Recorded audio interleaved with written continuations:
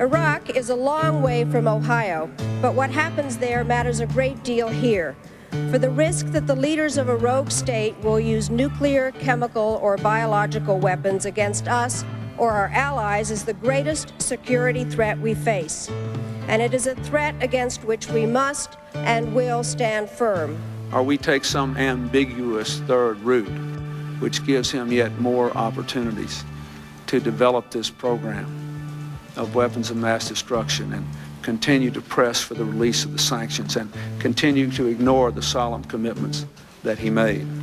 There are such a thing as international outlaws. I'm not sure China is one, but I'm quite sure Iran and Iraq are. Still don't. He will rebuild his arsenal of weapons of mass destruction.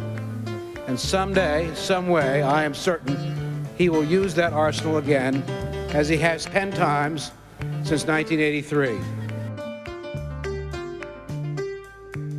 Saddam Hussein certainly has chemical and biological weapons. There's no question about that. There is unmistakable evidence that Saddam Hussein is working aggressively to develop nuclear weapons and will likely have nuclear weapons within the next 5 years. We also should remember we have always underestimated the progress that Saddam Hussein has been able to make in the development of weapons of mass destruction. We know he continues to attempt to gain access to additional capability, including nuclear capability. There is a real debate how far off that is, whether it's a matter of years or whether it's a matter of less than that. And so there's much we don't know. Saddam Hussein, in effect, has thumbed his nose at the world community. And I think that the president is approaching this in the right fashion. Do you believe we could have disarmament without regime change? I doubt it.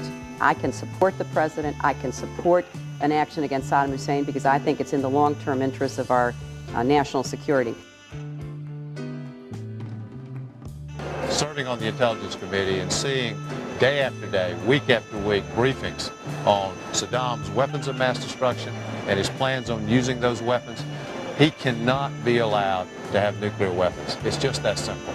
Bill, I support the president's efforts to disarm Saddam Hussein. I think he was right on in his speech tonight. The lessons we learned following September the 11th were that we can't wait to be attacked again, particularly when it involves weapons of mass destruction. So, regrettably, Saddam has not done the right thing, which is to disarm, and we're left with no alternative but to take action.